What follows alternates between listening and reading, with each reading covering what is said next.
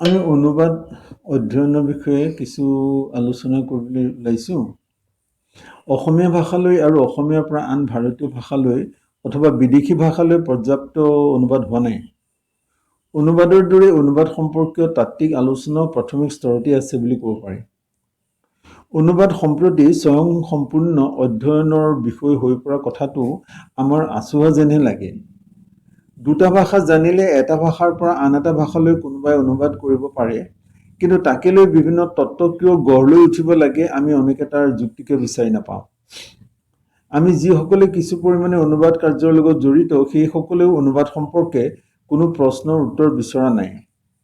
আমাৰ মাজৰ পৰাই কোনোবাই চিঞৰিছে শংকৰদেৱ অনুবাদকে আৰু তেওঁৰ ধাৰণা অনুবাদ তলখাপৰ সাহিত্য কৰ্ম, যিকোনো সাধাৰণ বুদ্ধিবৃত্তি থকা লোকে কৰিব পৰা কাম। অনুবাদৰ মৰ্যাদা সম্পৰ্কে সাম্প্ৰতিক কালৰ কোনো অধ্যয়ন আৰু তত্ত্বৰ লগত পৰিচয় নোহোৱাকৈ শংকৰদেৱৰ সাহিত্যকৃতিৰ মূল্য কমাবলৈ কোনোবাই চিঞৰিছে তেওঁ অনুবাদক।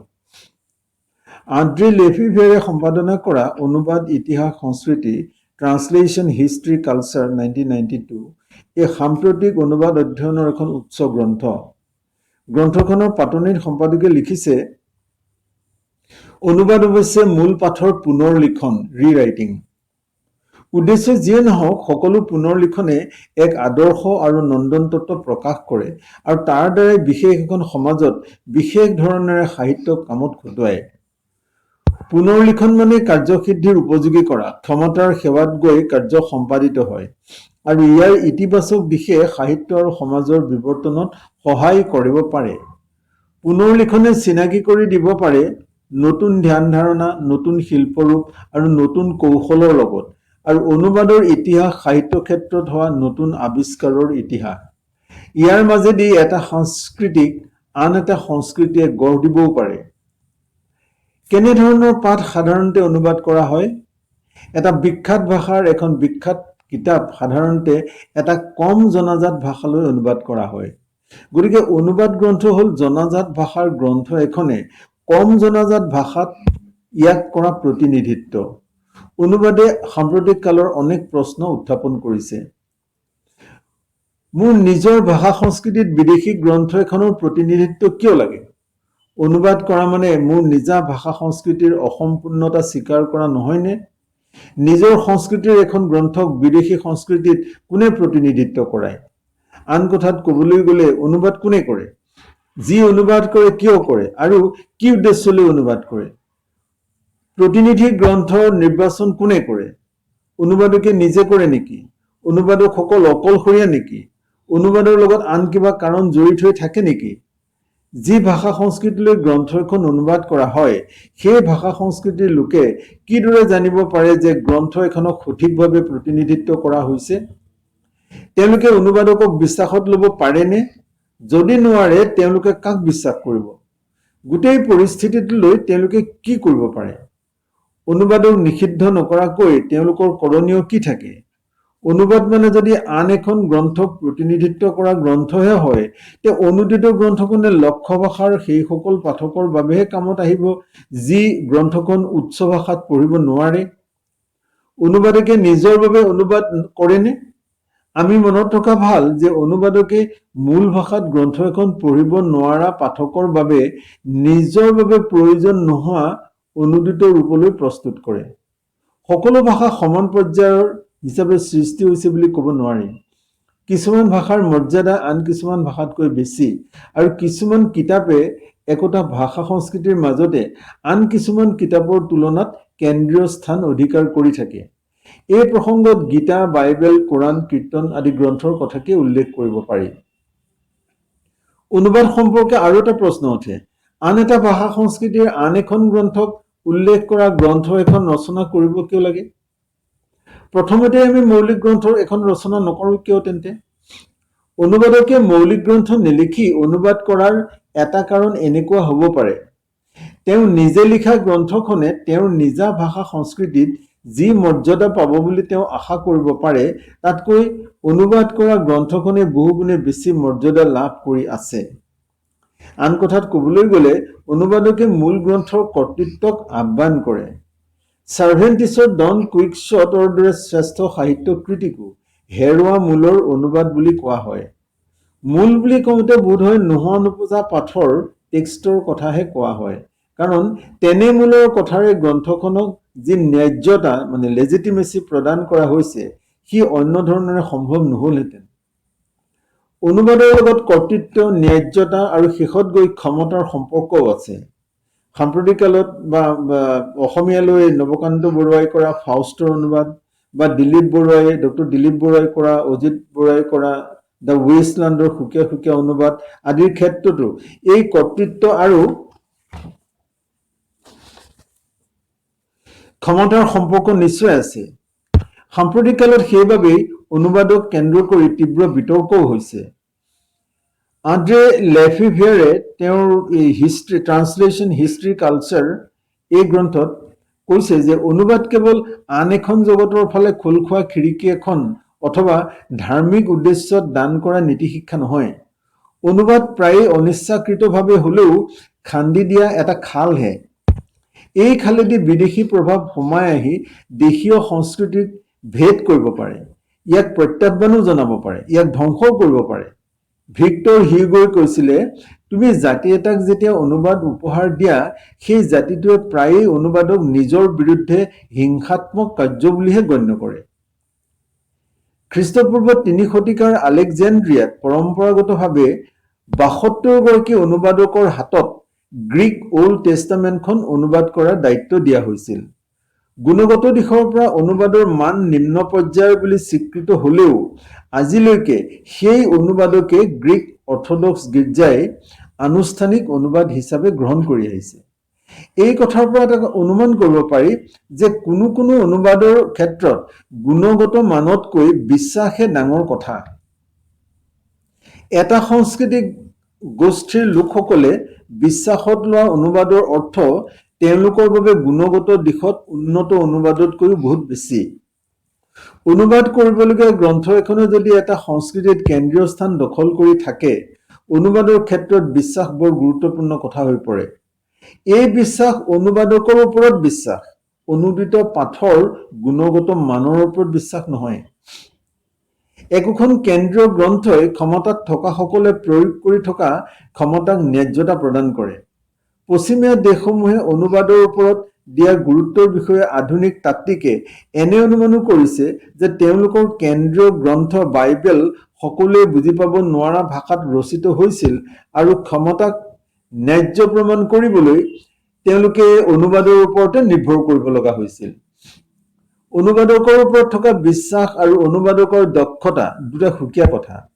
ধৰ্মগ্ৰন্থ এখনত থকা শব্দৰ ক্ৰমটোতো যদি কিবা ৰহস্য সোমাই আছে বুলি ভবা হয়, তেতিয়াহ'লে প্ৰতিটো শব্দক অনুবাদ কৰিব লগা হ'ব পাৰে।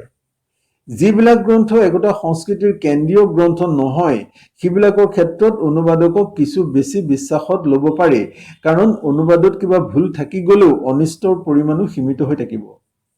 বিভিন্ন ধৰণৰ পাঠক টেক্সটক বিভিন্ন ধৰণেৰে অনুবাদ কৰাৰ প্ৰয়োজন। এই কথা বিভিন্ন সংস্কৃতিৰ ক্ষেত্ৰলৈ সম্প্ৰসাৰিত কৰিব পাৰি। পশ্চিমীয়া দেশৰ অনুবাদকসকলৰ গ্ৰীক আৰু লেটিন সংস্কৃতিৰ প্ৰতি যি শ্ৰদ্ধা ভক্তি প্ৰকাশ পায়, আন সংস্কৃতিৰ প্ৰতি তেওঁলোকে সিমান শ্ৰদ্ধাশীল নহয়। ওমৰ খয়ামৰ ৰুবায়ত অনুবাদ কৰা এডৱাৰ্ড ফিটজেৰাল্ডে তেওঁৰ বন্ধু E.B. কয়েললৈ লিখা কথাখিনিকে এই প্ৰসংগত মনত পেলাব পাৰি। মূল ভাষাৰ গ্ৰন্থ এখনক নিজৰ ভাষাত প্ৰতিনিধিত্ব কৰাটো যদি অনুবাদকৰ লক্ষ্য নহয় আৰু নিজৰ ভাষাৰ উন্নতি অথবা পৰিশোধনহে তেওঁৰ মূল লক্ষ্য, ভাষিক পৰ্যায়ত অনুবাদকজনে অধিক স্বাধীনতা গ্ৰহণ কৰিব পাৰে। অনুবাদত কেতিয়াবা বিদেশী গোন্ধ বা সুৰটো থাকিবলৈ দিয়া হয়। ইয়াৰ উদ্দেশ্য পাঠকে যাতে মূল ভাষাত ভাষাৰ কাৰুকাৰ্য বা খেলটোৰো উমান এটা পাব পাৰে। মূল পাঠত টেক্সটত ভাষা যি সংস্কৃতিৰ অংগ হৈ থাকে তাকো অনুদিত পৃষ্ঠাত জিলিকি থাকিবলৈ দিয়া হয়। অনুবাদ তত্ত্বৰ পণ্ডিতসকলৰ মতে এই ধৰণৰ অনুবাদ সাম্প্ৰতিক কালত কৰা নহয়, কাৰণ তাৰ পাঠক প্ৰায় অনুপস্থিত। এই ধৰণৰ অনুবাদ এটা ভাষা জনা যিবিলাক মনোলিংগুৱেল পাঠকৰ কাৰণে নহয়। এনে অনুবাদ আচলতে পণ্ডিতে পণ্ডিতৰ কাৰণে কৰা অনুবাদ। পণ্ডিত পাঠকে অনুদিত পাঠ আৰু মূল পাঠ মিলাই পঢ়িব আৰু দুটা সুকীয়া ভাষাত থকা ভাষিক খেলৰ লেংগুৱেজ গেমছৰ মিল অমিলৰ প্ৰশংসা কৰিব। অনুবাদ প্ৰক্ৰিয়াটো অনুবাদকৰ মূৰত ঘটা প্ৰক্ৰিয়া মাত্ৰ নহয়। পাঠকে অনুবাদ গ্ৰহণ বা বৰ্জন কৰাৰ সিদ্ধান্ত ল'ব পাৰে। বিভিন্ন পাঠকে বিভিন্ন ধৰণৰ অনুবাদ বিচাৰে। জনগণক প্ৰভাৱিত কৰিবলৈ বিচৰা অনুবাদ সৰল হ'ব লাগে। মূলৰ লগত প্ৰতিযোগিতা কৰা অনুবাদ পণ্ডিতে পণ্ডিতৰ লগত কথা বতৰা হওঁতেহে কামত আহে। গেটে এই প্ৰসংগত সমালোচনাত্মক অনুবাদ মানে ক্ৰিটিকেল ট্ৰান্সলেশ্যন পৰিভাষাটো ব্যৱহাৰ কৰিছে। এনেধৰণৰ অনুবাদৰ ফলত মূল ভাষাৰ সাহিত্যকৃতি এটা লক্ষ্য ভাষাত সাহিত্যকৃতি হৈ থকাৰ সম্ভাৱনা কম। সাহিত্যকৃতিৰ আক্ষৰিক অথবা আন্তঃৰৈখিক অনুবাদৰ লক্ষ্য সাধাৰণ পাঠকক প্ৰভাৱিত কৰাটো নহয়। এনে অনুবাদ সাহিত্যই বিদেশী সাহিত্যক পণ্ডিত সমালোচকৰ বিশ্লেষণৰ বাবে যোগান ধৰে। কিন্তু ই লক্ষ্য ভাষাৰ সাহিত্যৰ মাজত জিন নাযায়। অৱশ্যে এনে পণ্ডিতালী অনুবাদতো অনুবাদ কলাৰ যিটো কাব্যতত্ত্ব পয়েটিক্স তাৰ ৰেঙনি পৰে। অনুবাদে সদায় বৃহৎ পাঠক সমাজক প্ৰভাৱিত কৰিবলৈ নিবিচাৰিলেও লক্ষ্য ভাষাৰ সাহিত্য সংস্কৃতিক প্ৰভাৱিত কৰিবলৈ বিচাৰে। সেই উদ্দেশ্যতে অনুবাদক স্বাভাৱিক আৰু সহজ কৰিবলৈ মানে নেচাৰেলাইজ কৰিবলৈ চেষ্টা কৰে। শব্দৰ সমাৰ্থক শব্দ বিচাৰি এনে অনুবাদ কৰিব নোৱাৰি। স্বাভাৱিকীকৰণৰ উদ্দেশ্য সফল হ'বলৈ হ'লে অনুবাদত প্ৰগতিশীল সমাৰ্থক মানে ডাইনেমিক ইকুইভেলেন্স নীতিক প্ৰয়োগ কৰা হ'ব লাগিব। এই প্ৰসংগত এগৰাকী অনুবাদক আৰু তাত্ত্বিক পিৰট দ্য ব্লানকোৰ্টে কোৱা কথা এষাৰ আন্দ্ৰে লেফিভিয়েৰে উদ্ধৃত কৰিছে। মই সদায় লিখকৰ শব্দত লাগি নাথাকো, তেওঁৰ চিন্তাতো লাগি নাথাকো। মনৰ ওপৰত লিখকে পেলাব খোজা প্ৰভাৱক মই ধৰি ৰাখো আৰু পিছত সমলবোৰ আমাৰ সময়ৰ লগত মিলাই নতুনকৈ সজাওঁ। বিভিন্ন সময়ে কেৱল বিভিন্ন শব্দকে নিবিচাৰে, বিভিন্ন চিন্তাও দাবী কৰে। ৰাষ্ট্ৰদূতসকলে পৰদেশত হাস্যকৰ নহবলৈ তেওঁলোকক যি ৰাষ্ট্ৰলৈ পঠোৱা হয় সেই দেশৰ পোছাককে পৰিধান কৰে। পিৰটে অনুবাদত পাঠকৰ কামত অহা নহা দিশটো বিবেচনা কৰে। অনুবাদ বহু পৰিমাণে পৃষ্ঠপোষকৰ ওপৰত নিৰ্ভৰশীল। ৰজা মহাৰজা অনুষ্ঠান প্ৰতিষ্ঠান আদিয়ে অনুবাদকক যি কিতাপ অনুবাদ কৰাৰ দায়িত্ব দিয়ে সেই কিতাপ তেওঁলোকে প্ৰকাশ আৰু বিতৰণ কৰে। অনুবাদকে নিজৰ ইচ্ছাত কিতাপ এখন নিৰ্বাচন কৰি অনুবাদ কৰিলে কেতিয়াবা প্ৰকাশৰ সমস্যা থাকে। আনহাতে পৃষ্ঠপোষকৰ বিষয়েও সকলো সময়ত সকলোৱে উৎসাহ প্ৰদৰ্শন কৰি অহা নাই। পেটৰ দায়ত পৰি পৃষ্ঠপোষকতাত অনুবাদ কৰা লোকৰ বিষয়ে আৰ্ল অফ ৰছকমনে এনেদৰে কৈছিল: অসুখী মানুহ পুতৌ কৰিছো মোৰ আত্মা উজাৰি, স্বভাৱ এৰি অভাৱত কলমৰ বেশ্যাগিৰি, ভোকত নমৰি বপুৰা উকিলে ওকালতি কৰে, বাটৰ বিচাৰ নাই পইচাৰ পিছ ধৰে। I pity from my soul unhappy men, compelled by want to prostitute their pen, who must, like lawyers, either starve or plead, and follow right or wrong where guineas lead. পৃষ্ঠপোষকে অনুবাদকৰ মতাদৰ্শক সীমিত কৰে আৰু সমালোচকে সীমিত কৰে কবি প্ৰতিভাক। বিদেশী কিতাপ এখন লক্ষ্য ভাষাৰ সংস্কৃতিত গ্ৰহণযোগ্য কৰিবৰ কাৰণে অনুবাদকে তাক লক্ষ্য ভাষাৰ সংস্কৃতিত খাপ খুৱাবৰ চেষ্টা কৰে। অনুবাদক ডি লা মতে ইলিয়াড অনুবাদ কৰোঁতে মূলৰ প্ৰায় আধাখিনি বাদ দিছিল। তেওঁৰ যুগৰ পাঠক সমাজৰ প্ৰয়োজনৰ কথা মনত ৰাখি মহাকাব্যখনক তেওঁ এখন ট্ৰেজেডিলৈ ৰূপান্তৰ কৰিছিল। প্ৰসংগক্ৰমে তেওঁ উল্লেখ কৰিব পাৰি যে অসমীয়া ভাষালৈ কৰা অনুবাদত কোনো অনুবাদকে অনুদিত গ্ৰন্থ লক্ষ্য ভাষাৰ সংস্কৃতিত জিন যোৱাৰ কথা আৰু পাঠক সমাজৰ প্ৰয়োজনৰ কথা বিবেচনা নকৰে। A.B. প্ৰাভৰ 18 শতিকাৰ ফৰাচী ঔপন্যাসিক আৰু ছেমুৱেল ৰিচাৰ্ডছনৰ উপন্যাসসমূহ তেওঁ ফৰাচী ভাষালৈ অনুবাদ কৰি ইংৰাজ ঔপন্যাসিক গৰাকীক ফ্ৰান্সত জনপ্ৰিয় কৰিছিল। ৰিচাৰ্ডছনৰ প্ৰখ্যাত পামেলা উপন্যাসৰ অনুবাদৰ বিষয়ে তেওঁ কৈছিল, ইংৰাজ জাতিৰ যিবোৰ ৰীতি কাষ্টমছ আন জাতিৰ কাৰণে ঘৃণনীয় মানে শ্বকিং হ'ব পাৰে সেইবোৰ মই লুকুৱাই পেলাইছিলোঁ অথবা সেই ৰীতিক ইউৰোপৰ আন ঠাইত প্ৰচলিত ৰীতিৰ লগত খাপ খুৱাই লৈছিলোঁ। পুৰণি ৰীতিৰ যিবোৰ জঘন্য অৱশেষ ব্ৰিটিছসকলে তেওঁলোকৰ অভ্যাসে বাধা দিয়াৰ বাবে দেখা পোৱা নাছিল সেইবোৰে কিতাপখনৰ মৰ্যাদা হানি কৰিব বুলি মোৰ ভাৱ হৈছিল। মোৰ অনুবাদৰ বিষয়ে পাঠকক সঠিক ধাৰণা দিবলৈ মই কৈছো যে মোৰ অনুবাদত 14টা খণ্ড হ'ব পৰা মূলৰ 7টা খণ্ডক মই 4টা খণ্ডত শেষ কৰিলো। এই ক্ষেত্ৰত দেখা যায় যে অনুবাদক মূলৰ প্ৰতি অতি বিশ্বস্ত হৈ থকাৰ প্ৰয়োজন নাই। অনুবাদ আন্তঃসাংস্কৃতিক যোগাযোগ আৰু অনুবাদকে সীমাবদ্ধতাৰ মাজত কাম কৰে, কিন্তু সীমা পাৰ হোৱা নোহোৱাৰ সিদ্ধান্তও অনুবাদকেই লয়। ব্যক্তিগত উদ্যোগত কৰা অনুবাদৰ ক্ষেত্ৰত ই সম্ভৱ। অনুবাদ অধ্যয়নৰ লগত ক্ষমতা, পৃষ্ঠপোষকতা, আদৰ্শ, কাব্যতত্ত্ব আদি বিষয়বোৰ সাঙুৰ খাই পৰে। সকলো লিখকৰে পাঠকৰ প্ৰতি শ্ৰদ্ধা থাকিব লাগে। পাঠকে নজনা ভাষা এটাত অনুবাদকৰ দখল ডাঙৰ কথা, কিন্তু তাতকৈ ডাঙৰ কথা অনুদিত কিতাপখন পাঠকে পঢ়িবনে নপঢ়ে। এই প্ৰসংগত ফৰাচী দাৰ্শনিক, নাট্যকাৰ, বুৰঞ্জীবিদ আৰু অনুবাদক ভলটায়াৰে এন ডেচিয়াৰলৈ লিখা চিঠি এখনৰ কিছু কথা উল্লেখ কৰিব পাৰি। মোৰ বিশ্বাস হোমাৰ অনুবাদ কৰিব পৰা 2-3জন কবি আমাৰ ফ্ৰান্সত আছে, কিন্তু এই বিষয়টো মই খাটাং যে মূলৰ সমস্তকে কোমল আৰু সুশোভিত নকৰিলে সেইবোৰ কোনেও নপঢ়ে। মেডাম, আপুনি আপোনাৰ যুগৰ কাৰণে লিখিব লাগিব, অতীতৰ কাৰণে লিখিলে নহব। অনুবাদৰ লগত কাব্যতত্ত্বৰ সম্পৰ্কৰ বিষয়ত মলেনডৰ্ফে কোৱা কিছু কথা উদ্ধৃত কৰিব পাৰি। এই জাৰ্মান ভাষাবিদ আৰু অনুবাদক গৰাকীয়ে 1924 চনতে দ্য আৰ্ট অফ ট্ৰান্সলেশ্যন শীৰ্ষক ৰচনাত হোমাৰৰ অনুবাদ ছন্দোবদ্ধ ৰূপত কোনো ইউৰোপীয় ভাষালৈকে সম্ভৱ নহয় বুলি কৈছিল। অনুবাদক তেওঁ নতুন সৃষ্টিৰ সমপৰ্যায়ৰ বুলি গণ্য কৰিছিল।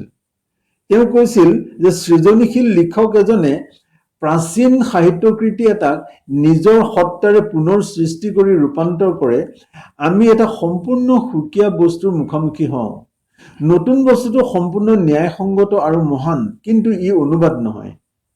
কাৰণ অনুবাদে সেই প্ৰাচীন কবিজনকে কথা কবলৈ দিবলৈ বিচাৰে। তেওঁ পৰিষ্কাৰকৈ কথা কব লাগিব আৰু এনেধৰণেৰে কথা কব লাগিব যে তেওঁৰ যুগৰ মানুহে তেওঁক যেনেদৰে বুজি পাইছিল, আমাৰ বাবেও এনেদৰে তেওঁ তৎক্ষণাৎ বোধগম্য হব লাগিব। প্ৰাচীন কবিজনক শব্দ দিব লাগিব, তেওঁ আমাৰ মুখেদি কথা কব লাগিব। প্ৰকৃত অনুবাদ পুনৰ জন্ম, মেটেমচাইকোচিছ। ইয়াৰ পৰা অনুমান কৰিব পাৰি যে যিজন প্ৰাচীন কবিৰ কবিতাই অমৰত্ব লাভ কৰিছে, তেওঁ নতুন নতুন অনুবাদকৰ আত্মাত তেওঁৰ নিজৰ আত্মাক যুগে যুগে আৰোপ কৰি থাকিব লাগিব, কাৰণ অনুবাদ মৰণশীল আৰু ক্ষণস্থায়ী। এই কামত হাত দিয়া প্ৰাচীন ভাষাৰ ভাষা তত্ত্ববিদ এজনক যদি কামটো কেনেকৈ কৰিব লাগে সোধা হয়, তেওঁ কেনেকৈ কৰিব নালাগে সেই পৰামৰ্শহে দিব পাৰিব, ব্যৱস্থাপত্ৰ তেওঁ দিব নোৱাৰে। প্ৰাচীন ভাষাৰ পাঠ এটাৰ জ্ঞান প্ৰয়োজনীয় যদিও কেতিয়াও যথেষ্ট হ'ব নোৱাৰে, আৰু যেতিয়া অনুবাদ কবিতা লিখাৰ নিচিনা কাম হয়, কবিতাৰ দেৱীৰ সহায়ে নিশ্চিতভাৱে প্ৰয়োজনীয় সকলোৰ কাৰণে হ'ব। লুচিয়ান 2য় শতিকাৰ গ্ৰীচৰ এজন ব্যংগ লিখক। তেওঁ ঘাইকৈ গ্ৰীক দেৱ-দেৱী আৰু খ্ৰীষ্ট ধৰ্মক লৈ ব্যংগ লিখিছিল। তেওঁ কবিতা আৰু ৰোমাঞ্চো লিখিছিল। এই লুচিয়ানৰ অনুবাদক পিৰটে মূলৰ কিছুমান কথা বাদ দিয়াৰ সপক্ষে যুক্তি দি কৈছিল, প্ৰেমৰ কথা কওঁতে সকলো উপমাত কেৱল ল'ৰাৰ কথা কোৱা হয়, এইটো গ্ৰীকসকলৰ। এই গ্ৰীকসকলৰ বাবে তেনে ৰীতি আচহুৱা নহয়, কিন্তু আমাৰ বাবে ঘৃণনীয় হ'ব। অনুবাদে কথোপকথনৰ দুখন ব্ৰহ্মাণ্ডৰ মাজত ভাৰসাম্য ৰক্ষা কৰিবলগীয়া হয়। কথোপকথনৰ ব্ৰহ্মাণ্ড মানে ইউনিভাৰ্চ অফ ডিস্কোৰ্স বুলিলে ধ্যান ধাৰণা, আদৰ্শ, মানুহ, বস্তু আদি জড়িত হৈ থকা সাংস্কৃতিক প্ৰকল্পৰ কথা আহি পৰে। মূল লিখকৰ সাংস্কৃতিক প্ৰকল্প আৰু অনুবাদকৰ লক্ষ্য ভাষাৰ সাংস্কৃতিক প্ৰকল্পৰ মিল অমিল আৰু এটা প্ৰকল্পৰ আদান প্ৰদান এটাত গ্ৰহণীয় হ'বনে নহয় সেইবোৰ কথাও অনুবাদকে বিবেচনা কৰিব লাগিব। ৰুচিৰ ক্ষেত্ৰত বিদেশী লিখক এজন সদায় আদৰ্শ নহবও পাৰে। এনে ক্ষেত্ৰত অনুবাদকে গ্ৰহণ বৰ্জনৰ নীতিও অনুসৰণ কৰিবলগীয়া হ'ব পাৰে। বহু ক্ষেত্ৰত অনুবাদকে পোনপটীয়াকৈ একো বৰ্জন নকৰে, কিন্তু বিষয়বস্তু আৰু ৰীতি এই দুই পৰ্যায়তে নতুনকৈ লিখে।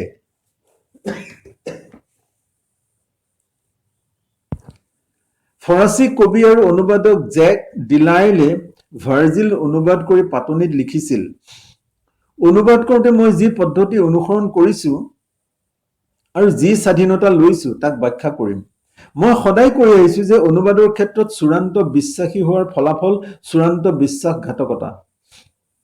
শব্দ এটা লেটিন ভাষাত মহৎ, নাবল, আৰু তাৰ ফৰাচী প্ৰতিশব্দটো এটা নিচ, এটা বেছ হ'ব পাৰে। তুমি যদি মূলৰ ওচৰত অত্যন্ত বিশ্বাসী হৈ থকাৰ ওপৰত গুৰুত্ব দিছা, তেতিয়াহ'লে মহৎ লিখন শৈলী এটাও তোমাৰ হাতত নিকৃষ্ট হৈ পৰিব পাৰে। বিপৰীত ক্ৰমে লাটিনত এটা শব্দৰ প্ৰকাশ ক্ষমতা শক্তিশালী আৰু যথাযথ, কিন্তু ফৰাচীত সদৃশ ফল সৃষ্টিৰ কাৰণে একাধিক শব্দৰ প্ৰয়োজন হ'ব পাৰে। তুমি বিশ্বাসী হ'বলৈ হ'লে অকাই পকাই ক'ব লাগিব। মূল ভাষাত কিছুমান শব্দৰ ক্ৰমে যি সাংকেতিক লয়ৰ সৃষ্টি কৰে, সেই শব্দবোৰৰ প্ৰতিশব্দই লক্ষ্য ভাষাত সেই লয় সৃষ্টি নকৰিবও পাৰে। মূলৰ লয় লক্ষ্য ভাষাত কোঢ়াল হ'বগৈও পাৰে।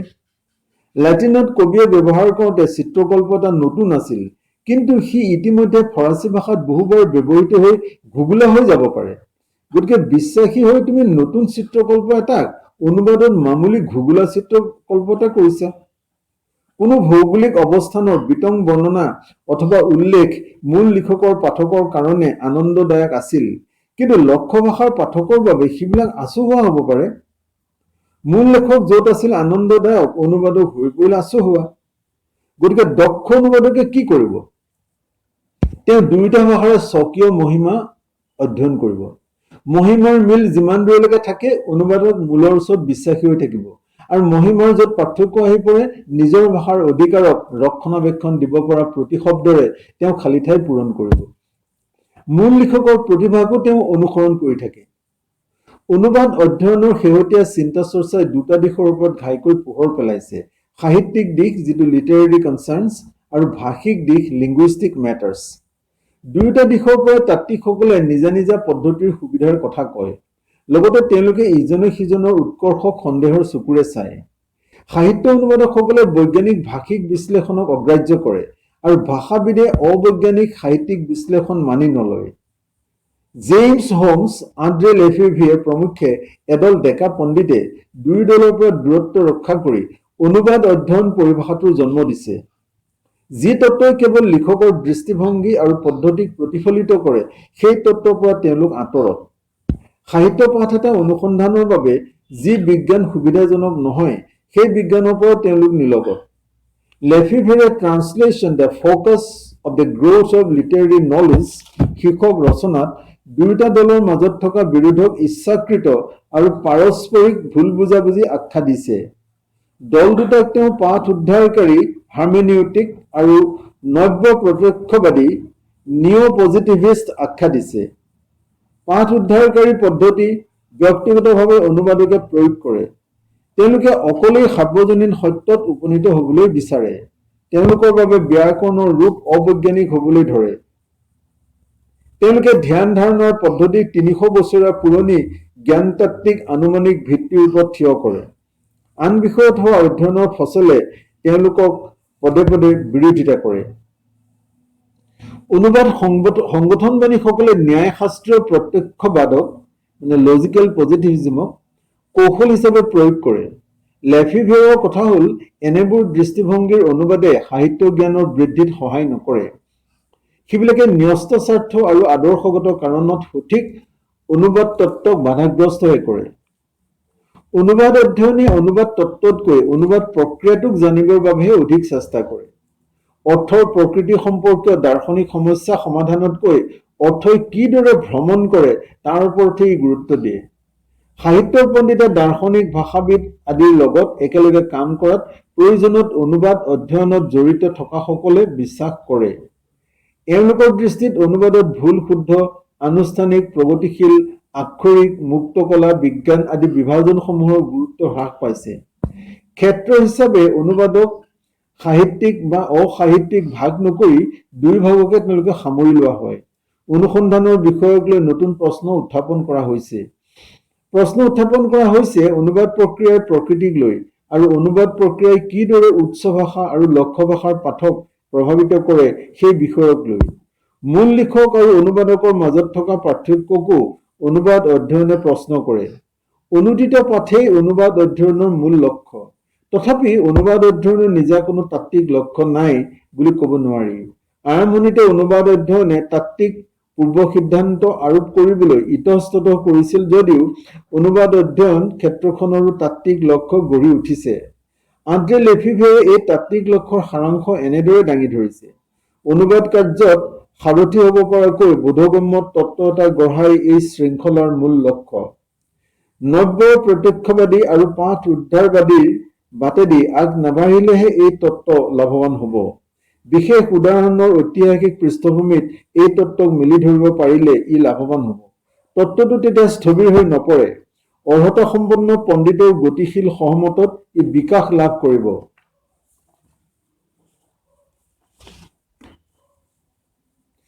ইতিমধ্যে বৰ্তি থকা সাহিত্য আৰু ভাষা সম্পৰ্কীয় তত্ত্বক অনুবাদত প্ৰয়োগ কৰাৰ সলনি অনুবাদ অধ্যয়নে যি কথা অনুবাদ আপেক্ষিকতাক সাহিত্যিক আৰু ভাষিক তত্ত্ব গঢ়াত প্ৰয়োগ কৰাৰ কথা কয়।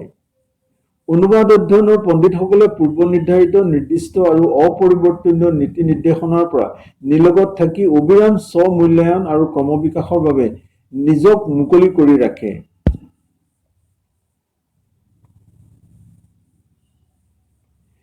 এডুইড গেন্সলাৰৰ মতে ৰাছিয়ান শিল্পৰূপবাদৰ আটাইতকৈ গুৰুত্বপূৰ্ণ আৰু অপৰিচিত দিশটো ইয়াৰ ঐতিহাসিক মাত্ৰা।